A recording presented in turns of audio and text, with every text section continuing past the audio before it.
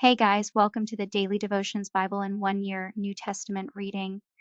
Care to follow along with me as I take you through the scriptures of the New Ages? Hope you guys enjoy, and Godspeed and God bless. New Testament reading from the book of Matthew, chapter 22, verses 15 to 46. Paying the imperial tax to Caesar. Then the Pharisees went out and laid plans to trap him in his words.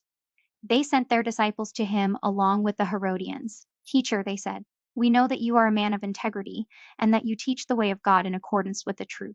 You aren't swayed by others because you pay no attention to who they are. Tell us then, what is your opinion? Is it right to pay the imperial tax to Caesar or not? But Jesus, knowing their evil intent, said, You hypocrites, why are you trying to trap me?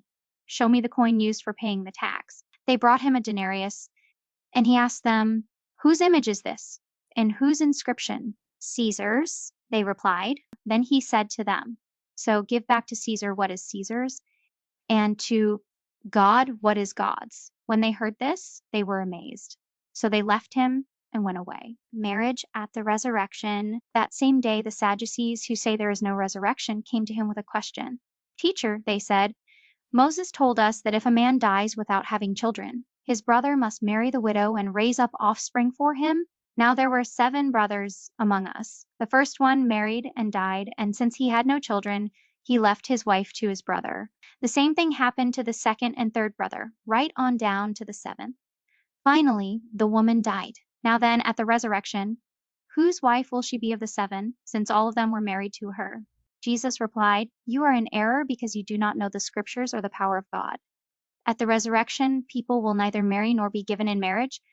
They will be like the angels in heaven. But about the resurrection of the dead, have you not read what God said to you? I am the God of Abraham, the God of Isaac, and the God of Jacob.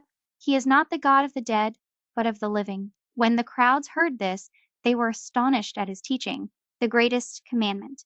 Hearing that Jesus had silenced the Sadducees, the Pharisees got together. One of them, an expert in the law, tested him with this question. Teacher, which is the greatest commandment in the law?